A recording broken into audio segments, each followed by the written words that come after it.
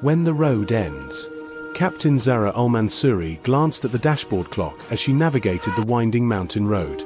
The housing inspection at the remote training facility had run longer than expected, and now the late afternoon sky was darkening with an ominous grey that made her uneasy. In the rearview mirror, she could see her son Omar, 8 years old, absorbed in a handheld game, while 6-year-old Layla dozed against her booster seat. "Mama, when will we be home?" Omar asked, looking up from his device. "Another hour, Habibi," Zura replied, using the Arabic endearment that always made him smile. "We'll stop for dinner on the way." But even as she spoke, the first snowflakes began hitting the windshield. Within minutes, what had started as a light dusting transformed into a heavy curtain of white. Zura's military training kicked in immediately. She reduced speed, increased following distance, and focused on the road ahead. She'd driven in challenging conditions before, but never with her children in the car. The radio crackled with an emergency weather alert. All travelers on Highway 14 are advised to seek immediate shelter. Road conditions have deteriorated rapidly due to an unexpected blizzard system moving through the area. Zura's heart sank. Highway 14 was exactly where they were, with at least 30 miles of remote mountain terrain ahead before reaching the main interstate. She pulled over briefly, considering her options. Turning around seemed more dangerous than continuing forward, especially with visibility dropping by the minute. "Is everything okay, Mama?" Layla stirred in her seat, sensing the change in atmosphere. "Everything's fine, Princess.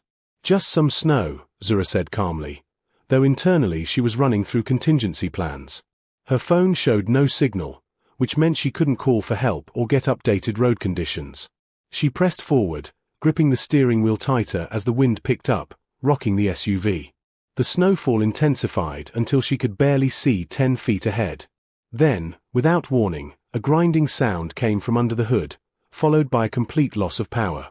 The engine died, and despite multiple attempts to restart it, nothing happened. They were stranded. Zura maintained her composure as she assessed their situation. The car was warm for now, but she knew that wouldn't last long in these conditions. She had emergency supplies in the back, water, some snacks, blankets, but they were designed for minor delays, not a full blizzard survival situation. "Why did we stop, Mama?" Omar asked, now alert and concerned.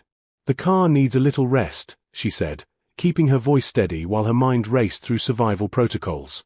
She'd been trained for hostile environments, but those scenarios hadn't included protecting 2 small children in a civilian setting. The wind howled around them, and snow began accumulating on the windows. Zura pulled out the emergency blankets and wrapped them around her children, all while maintaining the calm demeanor that had served her well through 3 deployments. But beneath that composure, a parent's worst fears were beginning to surface. The stranger in the snow, the knock on the window made Zura's hand instinctively move toward her sidearm before she remembered she wasn't carrying one. Through the snow-covered glass, she could barely make out a figure in winter camouflage gear. Her military instincts warred with protective maternal fear as she cracked the window an inch. "I'm Petty Officer First Class Marcus Rivera, U.S. Navy," the man said, his voice steady despite the howling wind. "I saw your vehicle from the ridge. Are you and your family okay?" Zura studied what she could see of his face, weathered but kind eyes, the bearing of someone accustomed to command. More importantly, she recognized the genuine concern in his voice that came from shared military experience. "Captain Zara Al-Mansuri, Marines," she replied, her tension easing slightly. "My children and I are unharmed, but the vehicle's dead and we have no cell service." Marcus nodded, assessing the situation quickly. "There's a ranger station about a mile northwest of here. It's stocked for emergencies like this. Can you and the kids make that distance on foot?" Omar pressed his face against the window, studying the stranger. "Mama, who is he?" "He's here to help us," Zura said, making a rapid decision based on Marcus's military bearing and the deteriorating conditions. "How do we get there?" "I've got rope and emergency gear. We'll rope together, standard mountain protocol. The kids stay between us." Marcus's tone was professional but reassuring. "I know these mountains well. Been training out here for 2 weeks." Zura quickly gathered their emergency supplies while Marcus secured his equipment. She explained the situation to her children in terms they could understand. They were going on an adventure with a helpful soldier, and they needed to stay close and follow instructions exactly. Like a mission? Omar asked, his fear transforming into excitement. Exactly like a mission, Marcus said through the window, overhearing. And good soldiers always stick together. The journey through the blizzard tested every ounce of Zera's training and Marcus's expertise. The wind cut through their clothes like ice knives, and the snow was already knee-deep. Marcus led, breaking trail while Zera brought up the rear, keeping the children between them. Every few minutes, he would stop to check on their progress and adjust their direction using a military-grade GPS device. Layla began to tire halfway through, her small legs struggling against the snow. Without hesitation, Marcus hoisted her onto his shoulders, adjusting his pace to accommodate the extra weight while maintaining their safety margin. How much further? Zera called over the wind. 200 meters, Marcus replied, pointing toward a barely visible structure ahead. Almost there. When they finally reached the ranger station, Marcus quickly picked the lock with tools from his kit, a skill that raised Zera's eyebrows but earned her respect. Inside, the small building was equipped with a wood-burning stove, basic supplies, and most importantly, thick walls that blocked the storm's fury. Marcus started a fire and Zera settled her children with dry blankets. She found herself studying this stranger who had appeared like an answer to prayer. There was something in his methodical care for her children, the way he anticipated their needs without being asked, that spoke of experience beyond military training. "Thank you," she said simply as warmth began filling the small space. "No thanks needed," Marcus replied, checking the wood supply. "We look after our own." Shelter from more than cold, the ranger station felt like a sanctuary compared to the chaos outside. Marcus had efficiently organized their temporary living space while Zera helped her children change into dry clothes from the emergency supplies. Omar and Layla, exhausted from their adventure, fell asleep quickly on a makeshift bed of blankets near the warming fire. With the children settled, an unexpected quietness fell between the two adults. Zera found herself really looking at Marcus for the first time, probably in his early 30s, with the lean build of someone who spent his life in peak physical condition. His hands moved with practiced efficiency as he checked their supplies and monitored the fire, but there was a gentleness in how he'd adjusted Layla's blanket that spoke of familiarity with children. "You're good with kids," Zera observed, settling into a chair across from him with a cup of instant coffee. Marcus paused in his inventory check. "I have a daughter. Had a daughter." He corrected himself quietly. She'd be about Layla's age now. The simple statement carried weight that Zera recognized immediately.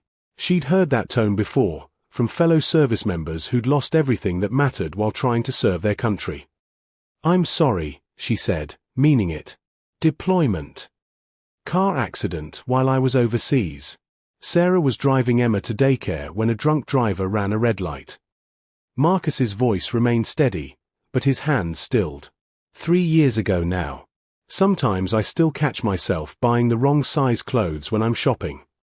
Zera felt her heart clench, both for his loss and for the familiar ache of parental worry it triggered. "That's why you knew exactly how to carry Layla, isn't it?" "Muscle memory," he admitted with a sad smile. "Emma used to insist I carry her everywhere, especially when she was tired. Said it made her feel safe." They sat in comfortable silence for a moment, listening to the storm rage outside and the peaceful breathing of sleeping children.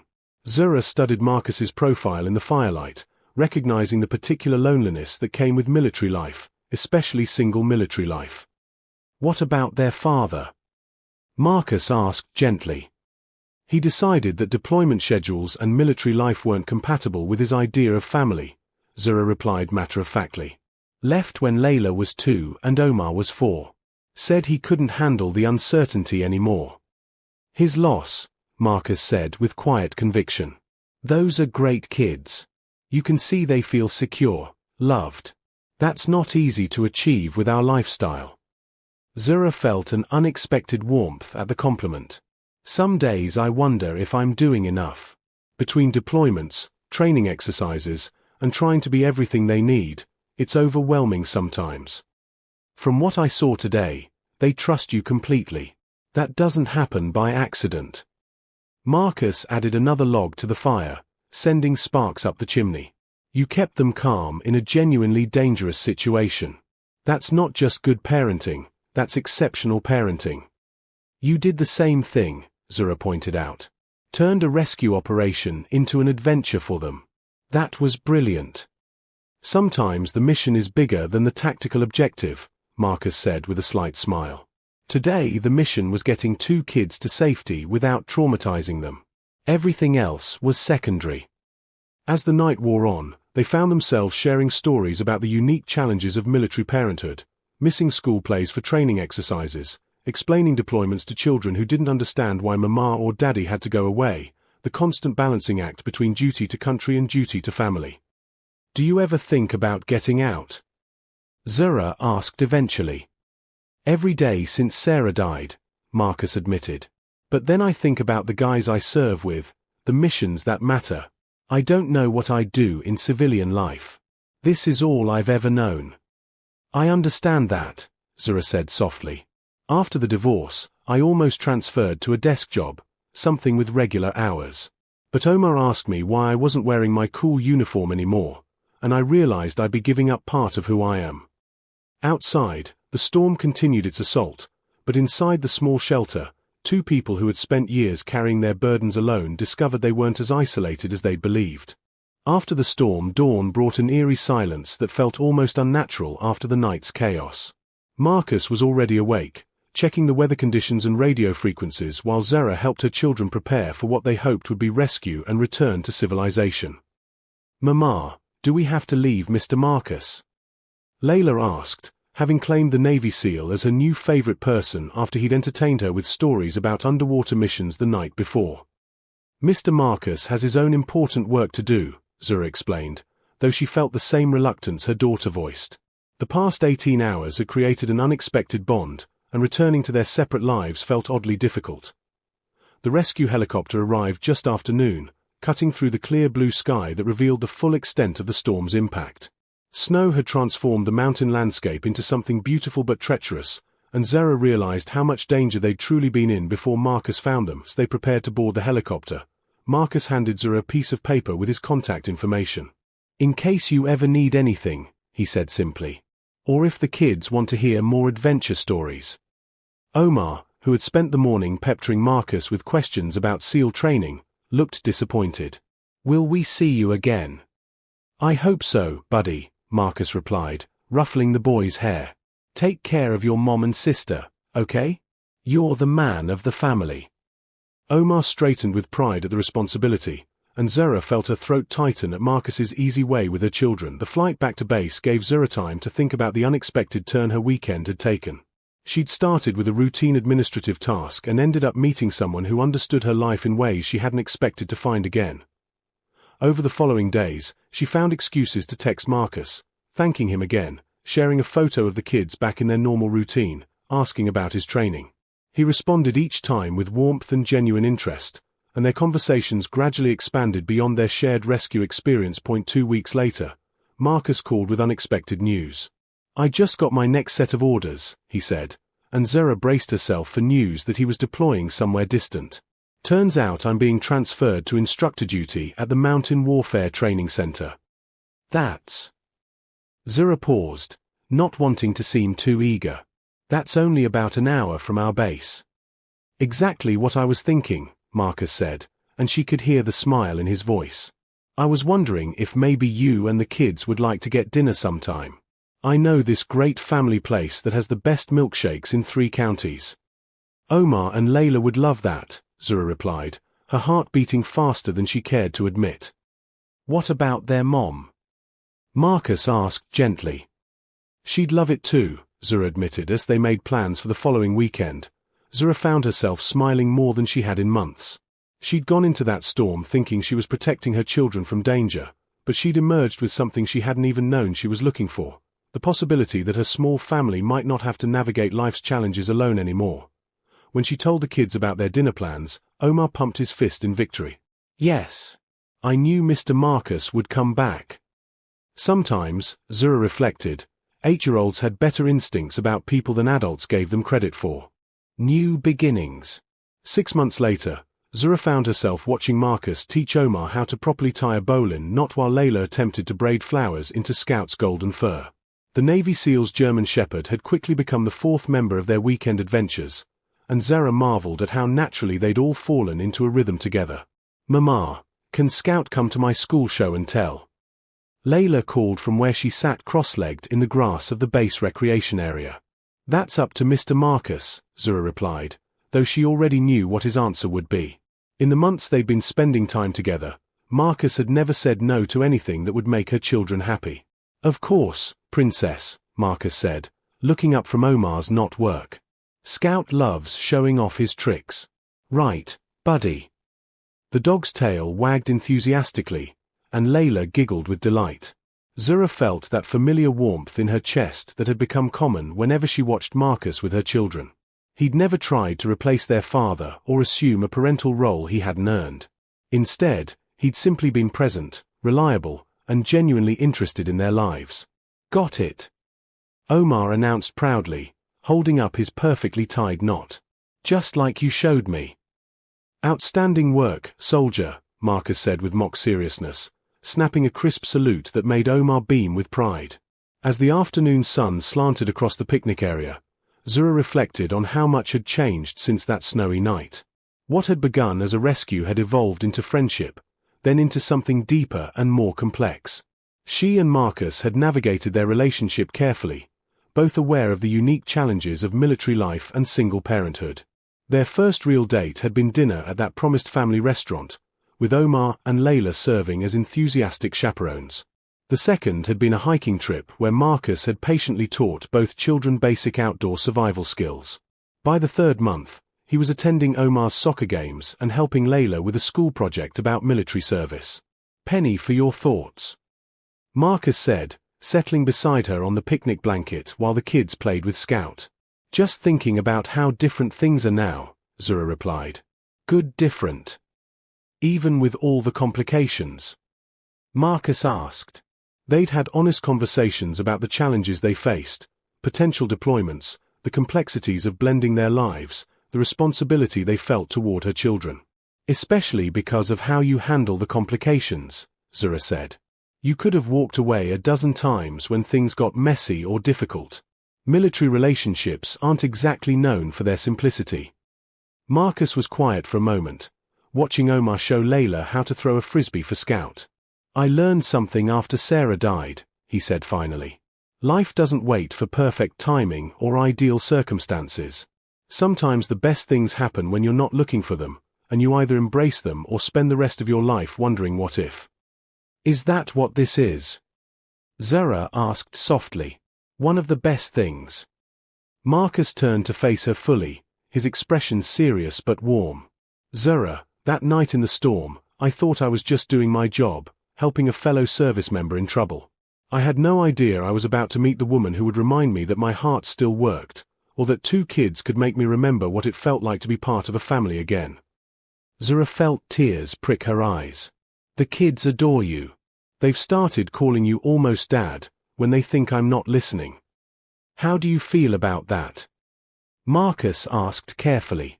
"I feel like maybe we're all ready to stop saying almost," Zura replied. As if summoned by their conversation, Omar and Layla raced over, Scout bounding beside them. "Mom, Marcus, we've been talking," Omar announced with 8-year-old seriousness. "And we think you should get married." "Omar!" Zura exclaimed, embarrassed. "What?" "Layla agrees. Don't you, Layla?" "Yes." Layla nodded emphatically. "And then Scout can be our dog too." Marcus laughed, the sound rich and genuine. "Well, when you put it like that." He reached into his pocket and pulled out a small velvet box, causing Zura's breath to catch.